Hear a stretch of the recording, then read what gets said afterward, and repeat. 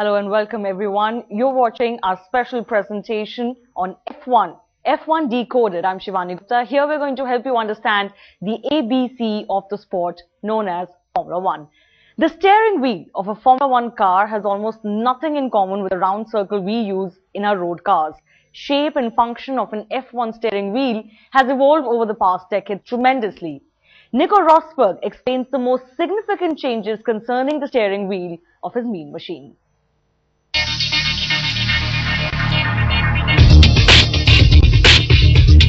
Look at this. It's a steering wheel from a silver arrow from the 1950s. It's a perfect circle with no buttons to push, since it only had one function, which is to steer the car.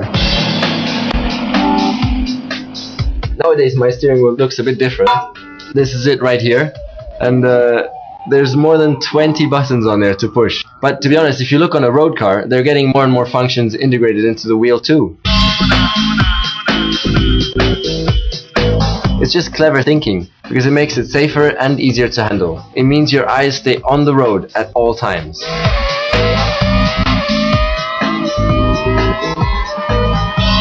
But while it may have all these gadgets and gizmos on it, there's one safety system a road car has that is missing on here, which is an airbag. In F1, we just couldn't fit one inside the tiny steering wheel, and the wheel has to be removable so that I can get out of the car in a couple of seconds in an emergency. So it would be tough to design an airbag to allow that. Instead, innovative thinking led to the development of the head and neck support system, or HANS device, to perform this function for us. This steering wheel is an enormously powerful device. It has a microchip processor responsible for data transfer back to the pit wall, and it is also designed to be the one place where the driver can access all the controls for different systems on the car.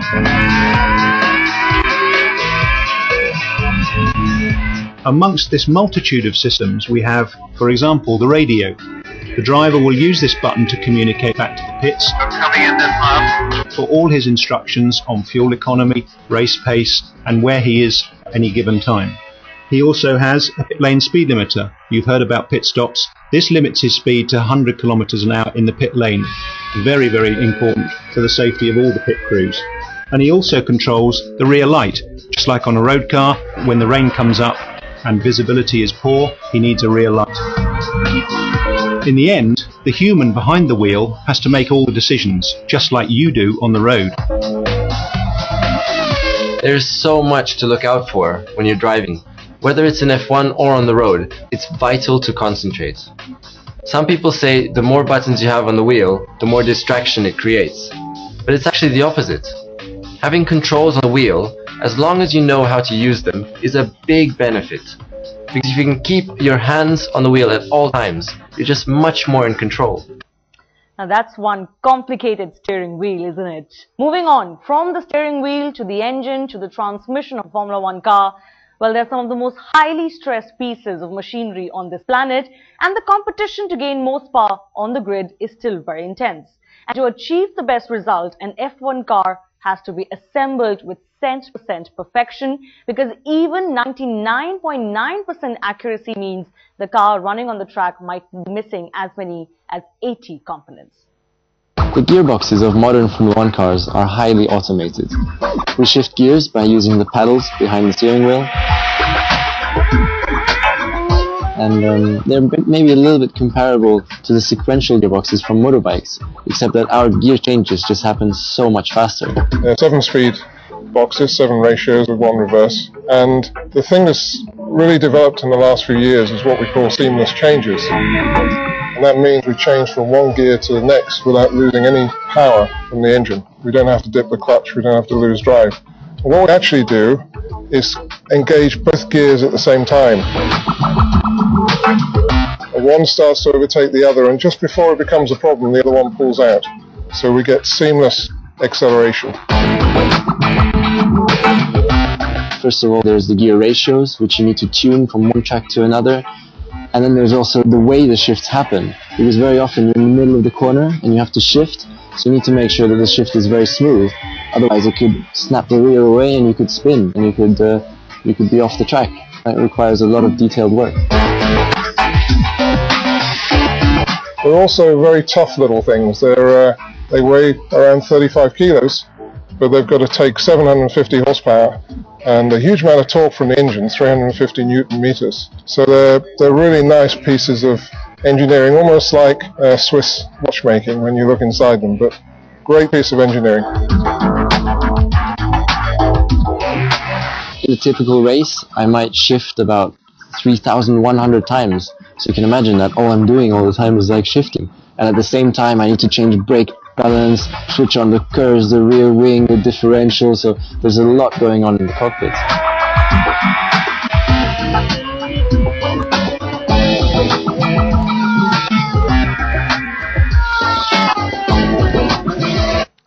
Now the tires in an F1 car present themselves as black and beautiful but volatile this season. Without a doubt, they are a key to the driver's success. They have to withstand enormous forces, but how to decode their volatile attitude? Well, it's quite simple. We present everything you need to know about the black gold.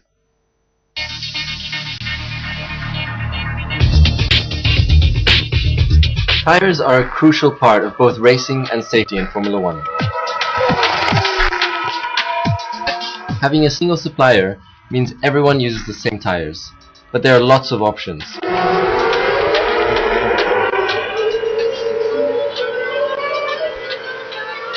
There are 4 different types of dry tires we can use. Each is made from a different compound, and they offer more grip the softer they are. There's a super soft, which is marked in red, a soft, which is yellow, a medium, which is white, and a hard compound, which is silver. For each Grand Prix, Pirelli makes just 2 of these compounds available to the teams. And in the race, we have to use both types. The tire strategy can affect our racing performance enormously. For wet weather, we also have an intermediate tire marked in green and an extra wet tire, which is blue. Obviously those 2 are only needed if there's water on track, to make conditions safer by moving the water out of the way. At 300 kilometers an hour, the intermediate tire shifts 20 liters of water per second, and the wet tire 60 liters per second. Each tyre loses its grip after a certain number of laps. This depends on the tyre itself, the compound and the driving style.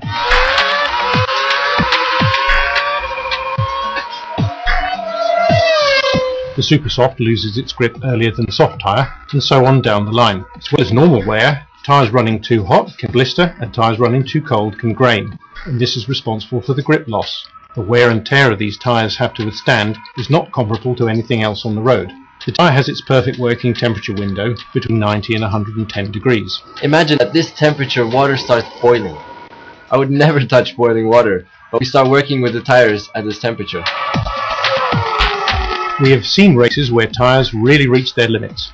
At tremendous speeds of above 300 kilometers an hour, we all have to be sure that this tyre will withstand the enormous loads and the temperatures as well.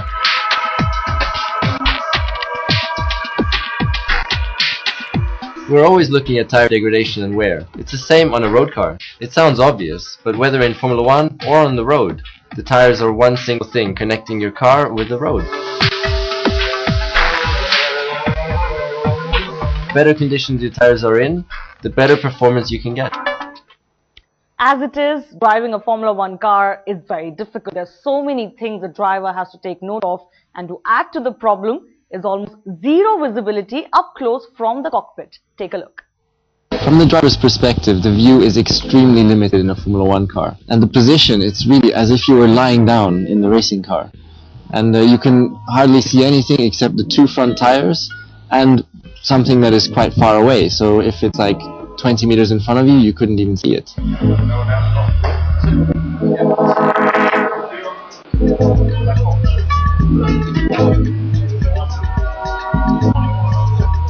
His vision is his primary feedback from what's going on around him. It's crucial that he can see as much as possible of what's ahead of him on the road. Yet he has this very small window to look out of. It's a very well developed system in which the visors are tinted for different light situations. Dark in Singapore with the bright artificial lighting is very different from a bright day in Brazil. We can see a little bit left and right sometimes, so what we do going down the straight is we look out on the left to see if we can see some sort of billboards or anything as such that will give us an indication of where we are on the track. And allows us to understand when might our breaking point arrive. So it's very, very difficult. The only help we have in such a situation is tear-offs on our helmet, and because if everything becomes extremely dirty, you hardly can see anything, so I can pull it off, and then I have clear visibility again for a few laps, and then I need to pull the next one off, and I just hope that I have enough of it on until the end of the race. When it rains, when it's sunny, when it's darker, we have to be changing visors and tear-offs to give them the opportunity to clear their visor when it gets wet and covered in mud. All these scenarios which effectively lead the driver to give him the best possible vision of what's ahead of him. That's all he desires, is to see what's ahead of him at all times in as clear a vision as possible, and that allows him to make the best judgments he possibly can. Now, you must have heard that a single F1 race is as exhausting as running a marathon. The level of fitness among Formula 1 drivers is extremely high. Mercedes driver Nico Rosberg is amongst the fittest of them all. He even invented a specific exercise to strengthen his neck muscles. These are never before seen camera shots of Nico doing his special exercise.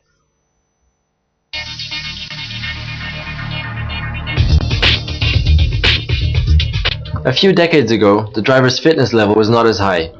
Today, most of us have a strict and very demanding fitness program every week. An F1 race is as exhausting as running a marathon, and even worse, to be honest, when the cockpit gets hot.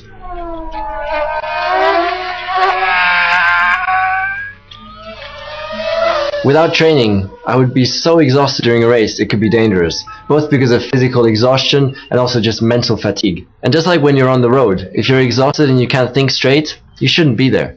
In Formula 1, we also have to stay focused on driving whilst coping with enormous G-forces. Personally, I train for triathlon, which consists of running, swimming and cycling. And I developed a special exercise to train particular muscle areas, especially my neck. The most important thing is to drink enough so you don't dehydrate. You have to drink before you're thirsty to avoid mental drops in performance and driving mistakes. I know all the other guys are working hard to stay in shape, so I just always try and do that little extra bit more to be fitter than them. You have to really want it, and the ability to do it is all in your head. Your mind controls and protects your body.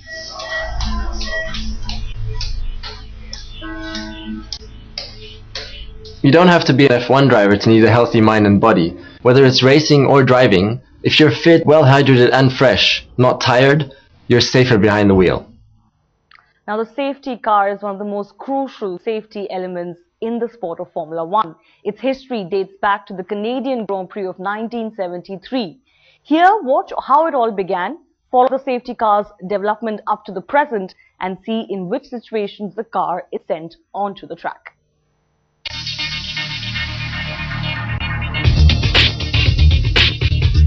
It's 20 years since the safety car was introduced into Formula 1. It's one of the most crucial safety elements in the sport. It comes out for two reasons. First, if debris from an accident can't be cleared and is affecting the race. Second, to slow down the racing in extremely bad weather conditions. You would automatically slow down on slippery roads for safety reasons, but sometimes we have to be told to by the safety car. The idea of a safety car was never in anyone's mind until 1973. That year, at a race in Canada, there were extremely bad weather conditions. A so-called pace car drove out on the track to prevent the drivers from serious harm. This new situation caused a massive stir because the pace car didn't pick up the leader. The race director lost track of who was in front. However, it took another 20 years for the safety car to get officially introduced. Now it's a high-performance car, mounted with stronger brakes, sports suspension, and a really powerful engine. And just like you followed the everyday rules on the road, when it's out on track, we really drive to its instructions. The safety car always affects the race, but this year the FIA introduced a change to the way it's operated. It is just one small change, but it will affect the strategy plans of the top teams significantly. In the past, the on-track order at the time the safety car came out was not allowed to change. Now, lap cars can unlap themselves during the safety car period. This change could severely affect any lead built up by a team. However, slower cars are a hazard. Just like on the road, frustration at being stuck behind a slower car can see drivers make risky decisions that lead to accidents. One thing is certain. When so much is going on around you, you really have to concentrate. Experts in Formula One are constantly thinking of ways to optimize safety, especially the helmet. Mercedes team driver Nico Rosberg tells you more about the one vital protection for the driver's head. Head and neck trauma remain one of the worst single injuries that we can experience as Formula One drivers. As a result, the helmets have been developed, and you can just feel, I mean, now it's like 1,200 or 1,300 grams, and that's just amazing, considering that all the things that they put in here, the carbon, the visor, and all the rest of it.